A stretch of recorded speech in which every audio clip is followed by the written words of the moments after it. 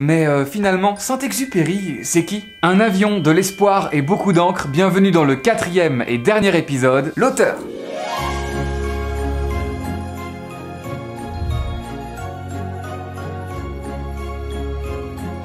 Antoine de Saint-Exupéry, né le 29 juin 1900. Facile à retenir comme date d'anniversaire.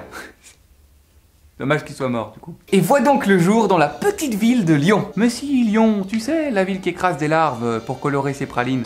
Oh, you touch my tralala. Bon, j'imagine que tu t'en doutes, mais de Saint-Exupéry, c'est pas là que pour ralentir les dyslexiques. Non, c'est surtout là parce qu'en fait, il est issu de la noblesse française. Et ça, c'est plutôt la classe. C'est un enfant rêveur, oisif, passionné par les avions et pas mauvais en français. C'est-à-dire qu'un premier prix à 14 ans, oui, t'es pas mauvais, oui. Nous sommes alors en 1914, et vous l'aurez compris, la Première Guerre mondiale commence. Oh bah t'aimes les avions, j'ai envie de te dire profite, hein. Là y en a. Mais c'est seulement à 18 ans qu'il pourra passer son concours à l'école navale, ce qui semble tout à fait cohérent avec son destin. Il est refusé. Ah bah on t'a jamais dit que le destin ça se provoquait? Il se redirige donc vers les beaux-arts et l'architecture. Là où il va subir un bizutarage à la Louvain-la-Neuve, comme on dit chez moi. On va le mettre tout nu et on va le peindre en rouge. Ah bah autant te dire qu'après ça, Antoine il a nettement moins envie de dessiner des bâtiments, hein. Du coup, il sèche les cours et se met davantage à poétiser dans son coin. Jusqu'à son service militaire en 1921, où il pourra enfin devenir pilote. Enfin, pas exactement, c'est-à-dire qu'il va falloir négocier quoi. Un petit débutant qui arrive en mode pump up, je vais conduire des avions, c'est pas exactement comme ça que ça se passe. En vrai, quand ça veut pas, Antoine, c'est pas grave. Viens, on se trouve une autre passion un peu moins dangereuse, genre le cricket ou la pétanque. C'est bien ça, la pétanque, non? Non.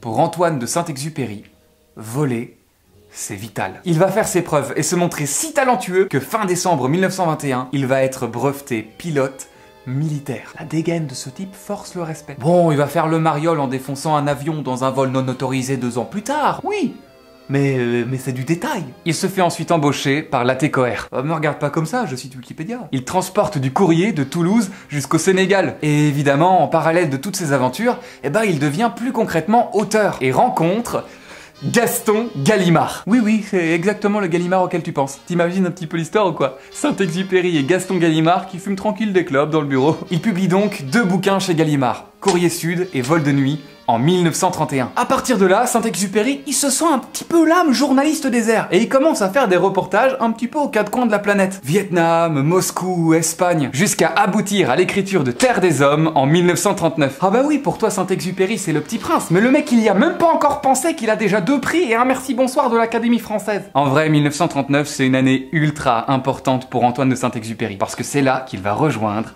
l'armée de l'air. Et là, devine qui pointe le bout de son nez. Mais oui, mais c'est la Seconde Guerre mondiale. Oui. Ah, y a pas à dire, 1900 c'était une super année pour naître. Bah, calme, détente, vraiment une super période. Mais attends, parce que lors de l'armistice de 1940, Saint-Exupéry, il va pas juste taper des bières avec ses potes. Non, mon pote, non. Il quitte la France pour New York dans l'espoir que les États-Unis rejoignent la guerre. Toi, Antoine, il rejoint la résistance. Avoue, toi aussi, tu trouves qu'il a une classe tétranucléaire. Et c'est à New York qu'il va écrire une petite histoire sans prétention, enfin, le récit d'un aviateur qui se crache dans le désert et qui rencontre un petit gosse blond, enfin...